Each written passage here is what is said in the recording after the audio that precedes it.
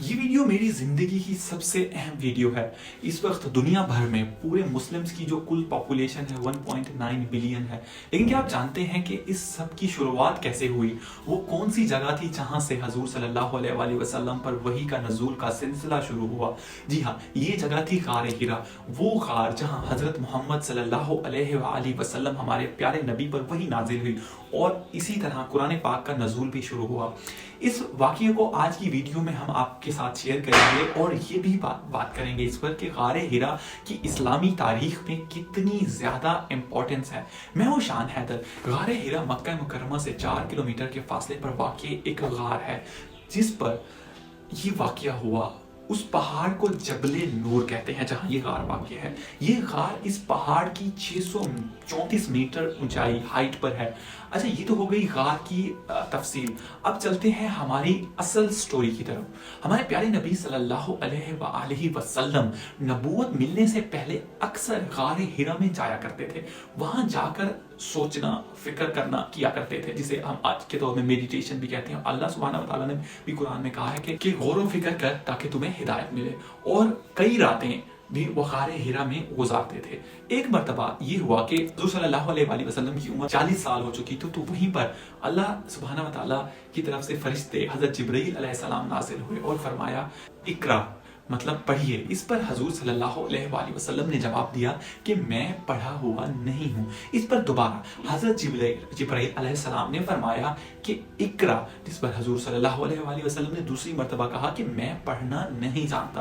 اس کے بعد تیسری مرتبہ بھی حضرت جبرائیل علیہ السلام نے فرمایا کہ پڑھو اقرا، یعنی پڑھیے۔ اس پر ہمارے پیارے نبی صلی اللہ علیہ وآلہ وسلم نے پھر فرمایا کہ میں پڑھنا نہیں جانتا۔ لیکن اب حضرت جبرائیل علیہ السلام نے حضور محمد صلی اللہ علیہ وآلہ وسلم کو اپنے سینے سے لگایا اور زور سے دبایا، یعنی جیسے حق کرتے ہیں تو زور سے دبانے کے بعد حضرت جبرائیل علیہ السلام نے حضور صلی اللہ علیہ وآلہ وسلم کو چھوڑ دیا اور فرمایا کہ پڑھیے یہ والی آیات۔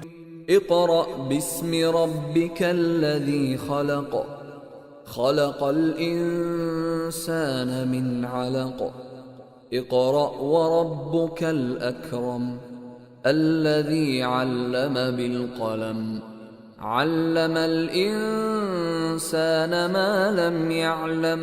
تو یہ وہ سورت العلق کی پہلی 5 آیات ہیں جس کا اردو ترجمہ کچھ اس طرح سے ہے۔ پہلی آیات کا ترجمہ، اے محمد صلی اللہ علیہ وآلہ وسلم اپنے پروردگار کا نام لے کر پڑھو جس نے اس عالم کو پیدا کیا ہے۔ دوسری لائن کا ترجمہ، جس نے انسان کو خون کی پھٹڑی کی یا لوتھڑے سے بنایا ہے۔ جبکہ تیسری لائن کا ترجمہ ہے پڑھو اور تمہارا پروردگار بڑا کریم ہے۔ چوتھی لائن کا ترجمہ ہے جس نے قلم کے ذریعے سے علم سکھایا، اور 5ویں لائن کا ترجمہ ہے اور انسان کو وہ باتیں سکھائیے جس کا اس کو علم نہ تھا۔ اس کے بعد جب یہ واقعہ ہوا تو آپ صلی اللہ علیہ وآلہ وسلم گھر کی طرف تشریف لے گئے۔ آپ کا جسم مبارک کانپ رہا تھا۔ حضرت خدیجہ رضی اللہ تعالی عنہ ام المومنین فرماتی ہیں کہ آپ صلی اللہ علیہ وآلہ وسلم سخت خوف میں تھے۔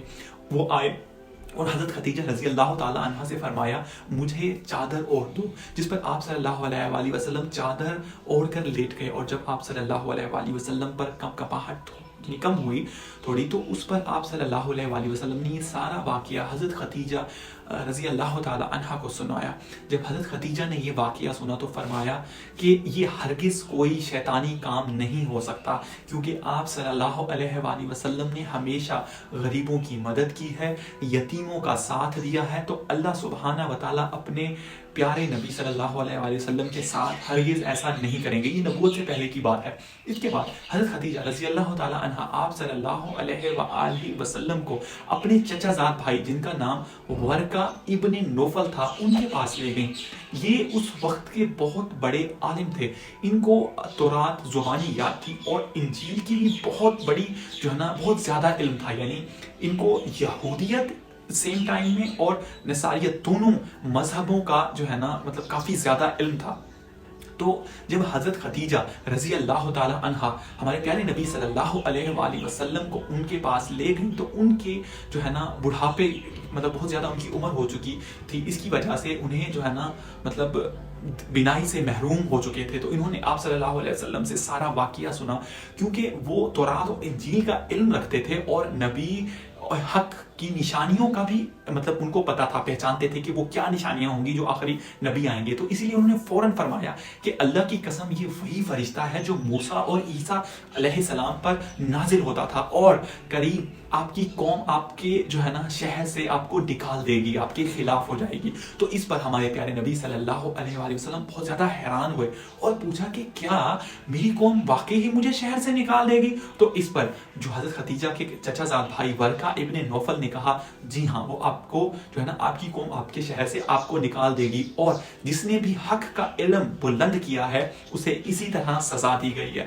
اور پھر فرمانے لگے کہ اگر میں اس وقت تک زندہ رہا تو میں تمہاری مدد ضرور کروں گا، یعنی جب آپ کے اوپر پراپر جو نبوت شروع ہو جائے گی۔ تو کہتے ہیں کہ حضرت خدیجہ رضی اللہ تعالی عنہا وہ پہلی خاتون تھی جو ایمان لے آئیں، مسلم ہوئیں، اور دوسرے شخص یہی ورقہ ابن نوفل تھے۔ اس کے بعد ہمارے پیارے نبی صلی اللہ علیہ وآلہ وسلم نے اللہ سبحانہ و تعالیٰ کے پیغام کی تبلیغ شروع کی، اور ہم سب جانتے ہیں کہ اس کے بعد حضور صلی اللہ علیہ وآلہ وسلم ہمارے پیارے نبی کو کن کن مشکلات کا سامنا کرنا پڑا، اور آخر کر ورقہ ابن نوفل کی جو پیشن گوئی تھی تو وہی سچ ثابت ہوئی، اور حضور صلی اللہ علیہ وآلہ وسلم کو مکہ المکرمہ سے مدینہ المنورہ کی طرف جو ہے نا ہجرت کرنی پڑی، لیکن اس وقت تک ورقہ ابن نوفل فوت ہو چکے تھے۔